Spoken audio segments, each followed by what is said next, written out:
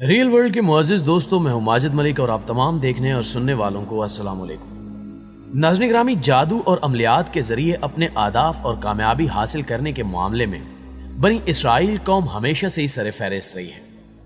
تاریخ میں سب سے زیادہ جادو کے ذریعے کام لینے اور اس کی شیطانی طاقتوں پر یقین رکھنے والی یہی ایک قوم ہے۔ یہ قوم جب تک فلسطین میں رہی اس وقت تک یہ اس راز سے ناواقف تھی، لیکن جب حضرت یوسف علیہ السلام مصر کے حکمران بنے تو انہوں نے اپنی قوم کو فلسطین سے مصر بلوا لیا۔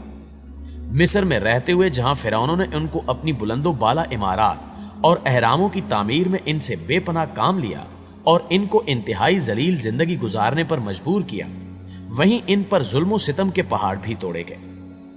وہاں رہنے کے دوران انہوں نے مصریوں سے دو بڑی برائیاں بھی حاصل کر لی۔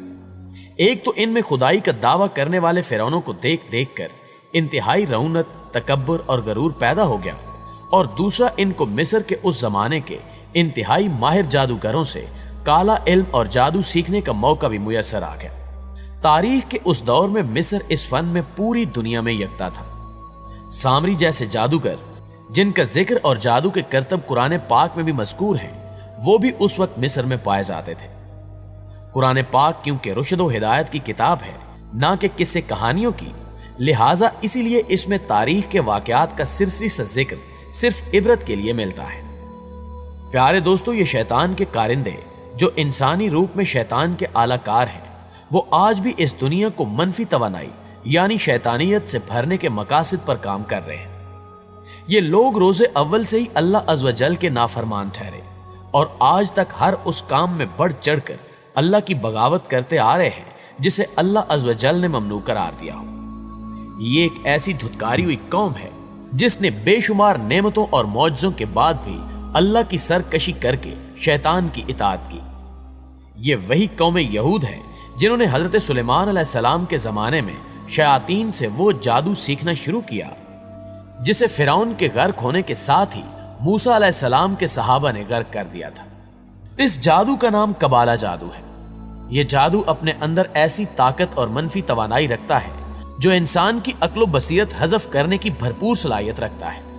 اس کی مثال قرآن پاک میں فرعون کے جادوگروں کی وہ شعبدہ بازی بھی ہے جس کے ذریعے ان جادوگروں نے مل کر فرعون کے دربار میں موجود تمام لوگوں کی بصیرت حذف کر کے انہیں وہی سانپ دکھلائے جو وہ دکھلانا چاہتے تھے، جبکہ در حقیقت وہ سانپ نہیں بلکہ عام رسیاں تھیں۔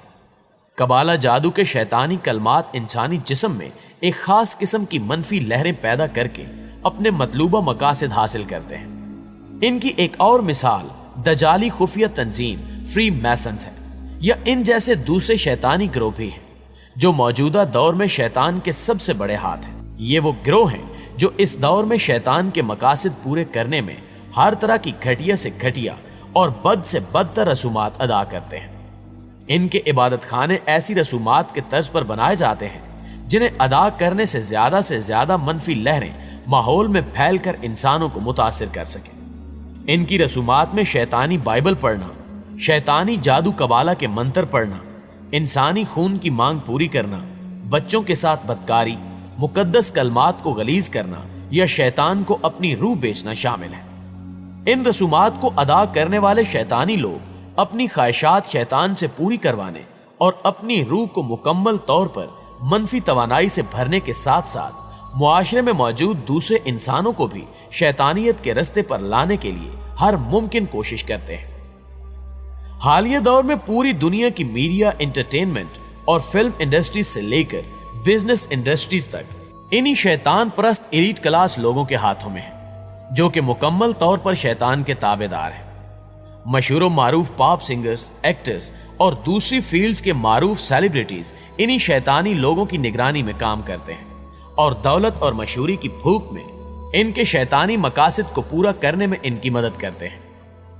ان کا سب سے بڑا مقصد لوگوں میں منفی توانائی پیدا کرنا ہے، کیونکہ جب ایک بار کسی انسان میں منفی توانائی کی لہریں سرایت کر جائیں تو شیطان کو اسے بھٹکانے میں زیادہ محنت نہیں کرنی پڑتی، بلکہ وہ انسان خود ہی شیطان کا اعلی کار بن جاتا ہے۔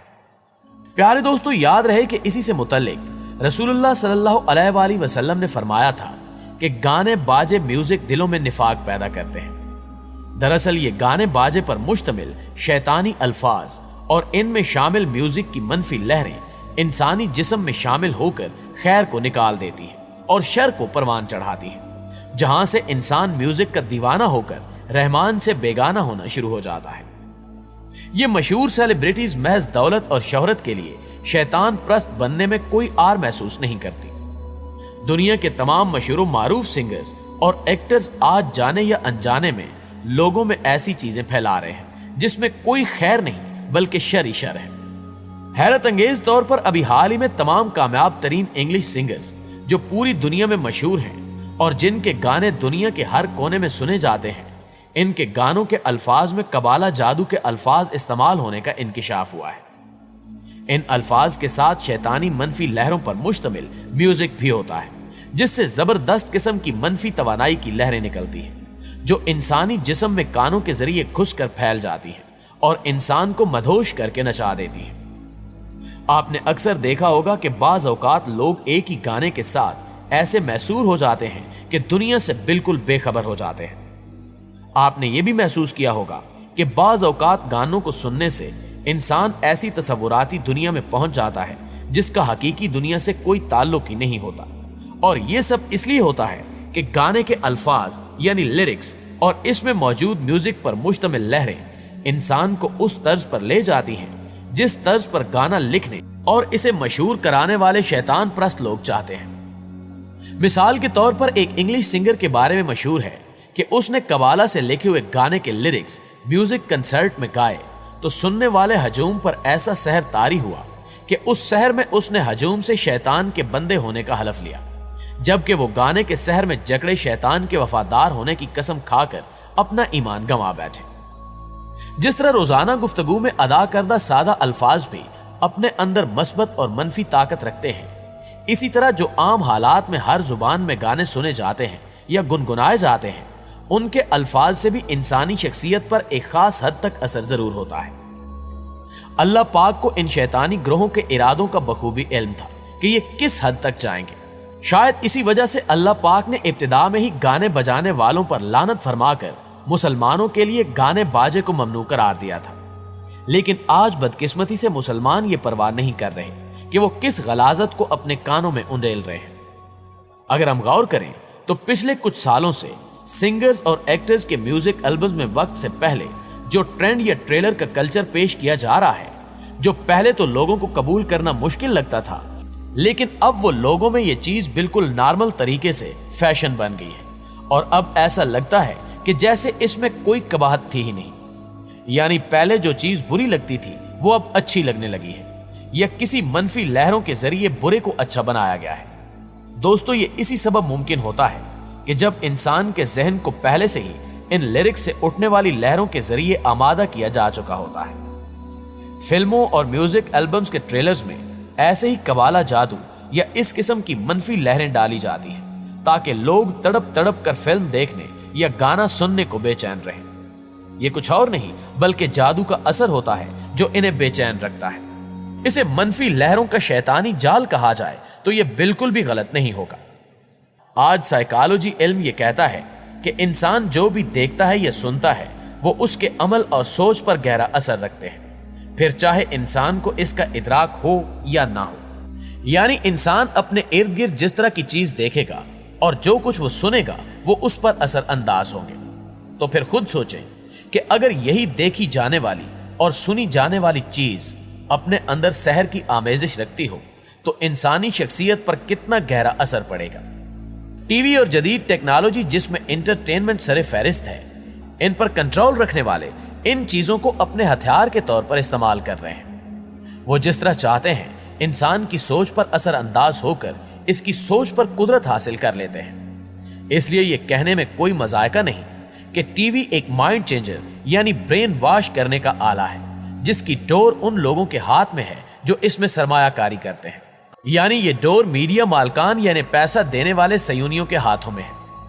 आज फैशन के तौर पर अपनाई जाने वाली बेशर्मी और बेहयाई कुछ साल पहले तक हमारे मुआशरे में मायूब समझी जाती थी, लेकिन अब गौर करें कि वही फैशन अच्छा लगने लगा है जो कुछ साल पहले बिल्कुल मायूब था, क्योंकि हमारी आने वाली नई नस्ल के जहनों को फिल्मों और ड्रामों और जदीद तालीम के नाम पर بے حیائی سکھا کر تبدیل کیا جا رہا ہے۔ یہ شیطانی طاقتیں اپنے مقاصد حاصل کرنے کے لیے فلموں، ڈراموں اور گانوں کے ذریعے آنے والے دجال کی نسل تیار کرنے میں کامیاب ہونا چاہتے ہیں، اور کسی حد تک وہ کامیاب ہو بھی چکے ہیں۔ یہ تمام عوامل وہی ہیں جن کا ہمیں قرآن اور حدیث کے ذریعے آج سے 1400 سال پہلے ہی بتا دیا گیا تھا۔ بے شک اسلام کی ہر آیت، ہر حدیث میں انسان کے لیے رہنمائی موجود ہے۔ اگر مومن آج بھی چھوٹی چھوٹی بے شمار نیکیوں والی احادیث پر عمل کرنا شروع کر دے تو کوئی شک نہیں کہ وہ روح کا خوبصورت اور بلند ترین درجہ پا لے گا، جس کو عرف عام میں ہم روحانیت کے نام سے جانتے ہیں۔ آخر میں دعا ہے کہ اللہ تعالی ہر مسلمان کو اپنی حفظ و امان میں رکھے اور اس کو اپنا ایمان بچانے کی توفیق عطا کرے، آمین ثم آمین۔ جی تو معزز دوستو، یہ تھی ہماری آج کی ویڈیو کیسی لگی کمنٹ کر کے ہمیں بھی ضرور بتائیے گا۔ انشاءاللہ آپ سے ملاقات ہوتی ہے اگلی ویڈیو میں، تب تک اپنا اور اپنے پیاروں کا ڈھیر سارا خیال رکھیے گا۔ اللہ نگہبان۔